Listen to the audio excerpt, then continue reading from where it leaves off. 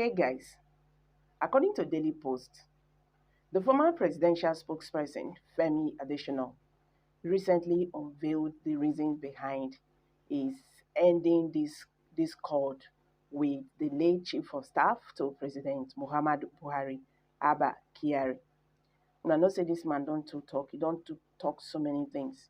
He don't still talk how President uh, President Muhammadu Buhari, kidnapped the leader of the indigenous people of Biafra, IPOP, Nnamdi Kanu, from Kenya to Nigeria, and how they wanted to assassinate him and all that. But President Muhammadu Buhari did not do that again. In fact, he has sold so many things. So he don't they mistakenly they review the ASOROCK secret. According to Daily Post, the former presidential spokesperson Femi Adesina recently unveiled the reasons behind his enduring discord with the late chief of staff to President Muhammadu Buhari, Abba Kyari. Adesina detailed a persistently strained relationship with Kyari that began early in his tenure, highlighting the chief of staff's re- reluctancy to provide him unrestricted access to the president, contrary to Buhari's directives. In his book, Working with Buhari, Reflections of his Special Advisor, Media and Publicity 2015 to 2023, Additional alleged that Kyari intentionally obstructed financial support for the presidential media office to span of 5 years. The book recounted a pivotal moment in June 2015 when Adesina submitted a memo to President Muhammadu Buhari recommending individuals for the media department despite expressing gratitude. The president informed Adesina that he would forward the memo to the secretary to the government of the Federation, SGF, when appointed, assuring it was on record. He said, when a COS, the chief of staff, and the SGF were appointed, the president directed the memo to the COS, also in order, but Malam Kyari just sat on it for the next 1 year. He did not say anything on it. Eventually, my colleague, Garaba Shehu, went to see him, and he confessed to Shehu that he shunned the memo because I had taken it directly to the president, but the June date on it was clear. He had not even been appointed then. The second had to do with funding of the media department.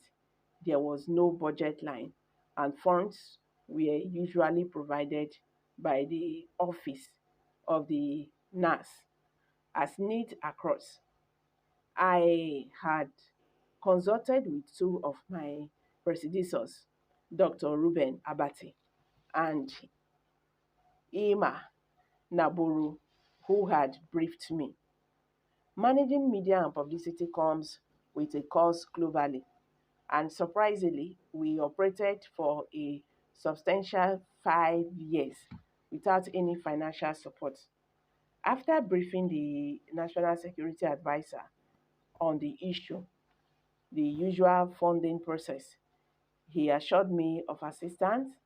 However, without a week, he informed me of a presidential directive strictly prohibiting funding from his office except for security matters.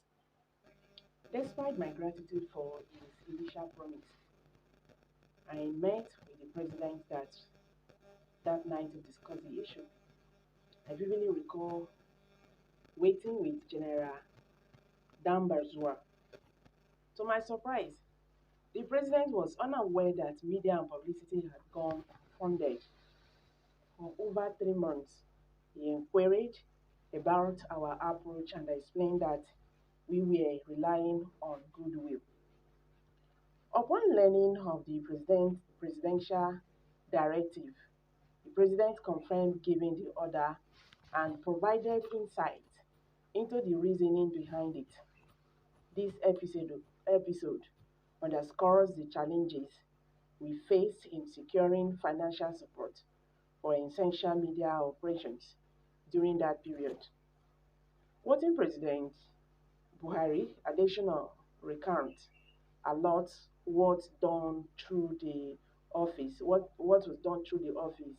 of the SNSA NAS, and there were no records.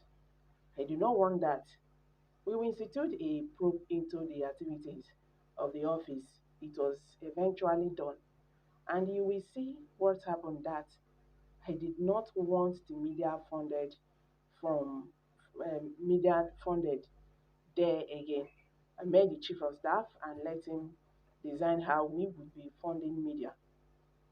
Additional elaborate on the aftermath, stating, the next day I was to see the COS in his office.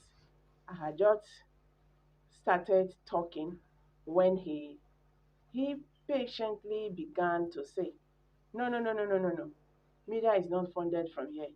He would even give me a chance. He won't even give me a chance to talk. No wanting to appear solely after funding. I left his office and never returned to the president.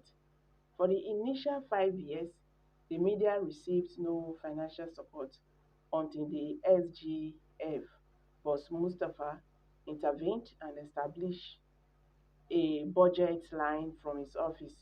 Through not sufficient, though not sufficient, it was better than nothing.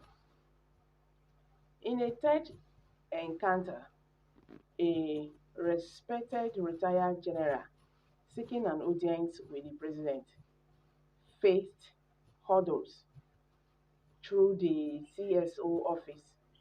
Upon my request, the president instructed the scope, the schedule, the meeting. However, the COS confronted me angrily, accusing me of going behind him to, to relate with president. This incident highlighted the delicate balance of maintaining access to the president as per his instructions while navigating internal tensions during my 8 years tenure. But apparently, it became an issue with Malam Haba. So we were not quite close, but we were also not enemies. This President Muhammad Buhari administration had already exposed him that the ex-president was a very lazy and was very lazy and senseless leader that does not want to do anything. All President Muhammad Buhari kitchen cabinet members capitalize on his weakness to do whatever they want to do without questioning. Anyway, that has passed and gone forever.